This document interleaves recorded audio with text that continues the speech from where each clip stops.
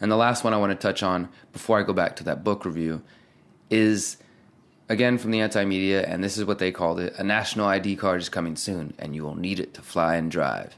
The U.S. federal government is preparing to implement a national ID card despite the fact that several states continue to resist the controversial program. Now, I call it a national ID card, and some people may have issue with that because they think it's fear-mongering or whatever, but, I mean, come on, look at the evidence and look at what they're doing here. Is basically the federal government has a program, and there are states, there's still 5 states in one territory resisting this. There's other states dragging their feet and saying, like, all right, we're going to get in line with the conditions, but we're going to take our time. And the federal government is saying, in order to stop terrorism and counterfeiting, et cetera, fear, we have to update our the standards of the ID, and we need to get all of our states in line with federal mandates and federal standards. We're not all going to have the exact same card. You'll still have your state license, but they're all going to have the same basic protocol. So this is one step towards uniformity, towards centralization of identification cards around the country. And not only that, the federal government is using it to coerce people and to coerce the states into getting it, because they're using their federal agency, the Department of Homeland Security, and the Transportation Security Administration, which are basically just commandeering state airports and just hanging out in there.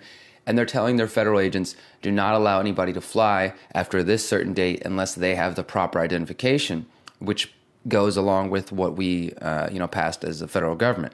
So think about that. Even if your senator or your congressman or whatever voted against the Real ID in 2005 and again in 2007, because this thing was heavily debated from 2005 and it's been updated several times. And which is why there's so much conflicting information, which, I just want to get clear to you guys. I know people have said before, the national ID card's coming beginning this date, something. Well, it's been updated again, and it really is coming.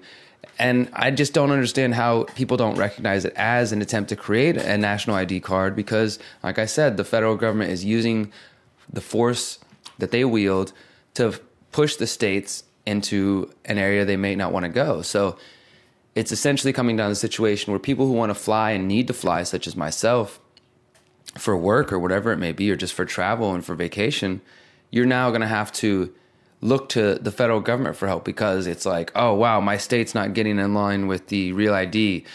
Now I can't fly. Great. Way to go, Texas. But to me, I'm hoping that Texas and more states will stand out and fight against the federal government and say, you know what? We don't approve of this. We're not going to do it, but we're still going to fly, and really create a battle between the states and the federal government. That's what I hope that we need. All right. That's what I believe we need is we need more opposition. We need more direct challenging of their power and non-compliance. But beginning January 22nd, 2018, all airline passengers will need identification cards that are in compliance with the more secure features required by the Real ID Act of 2005. Of course, this act was passed in response to the 9/11 attacks as part of the global war on terror. Until this deadline, all states' driver's licenses and passports will be valid for airline travel, so you can still fly.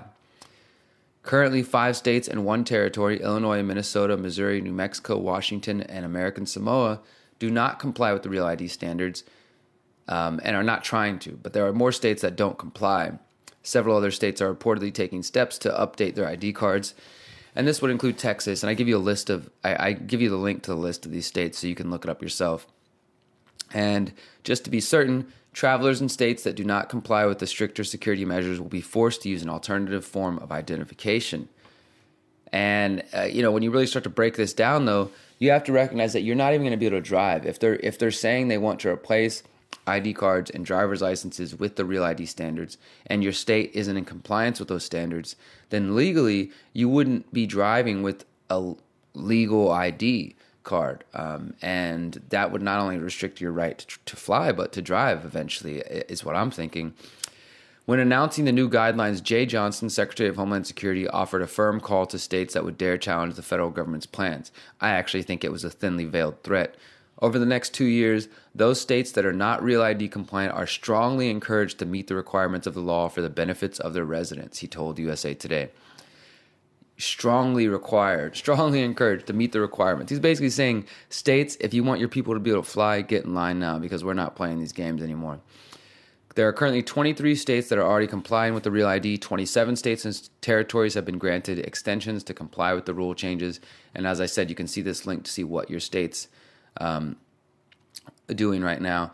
And I give a brief history of my experience flying without an ID, because yes, you can fly without an ID. The TSA admits this on their website, but you're going to have to deal with extra harassment. I mean, that's really just, it's up to you to decide, because whenever I used to fly without ID, they pull you aside, they make you talk to the Department of Homeland Security, they ask you what elementary you went to, really invasive questions. And I asked the dude who was on the phone, who are you talking to? He's like, I'm talking to someone from the Department of Homeland Security.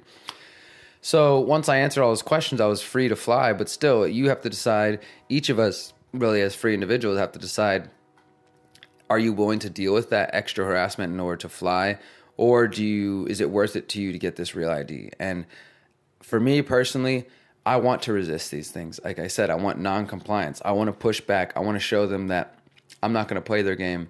And if that means a little bit extra hassle for me, that's fine. But I'm still going to take the steps I can to make myself a more free person and as quote, quote, off the grid as possible. I'm getting my new ID before Texas complies. Then I'm getting my passport, and that's all I'm going to use is my passport. I'm going to get rid of my state ID and all that stuff. I want to be able to leave this country when and if necessary.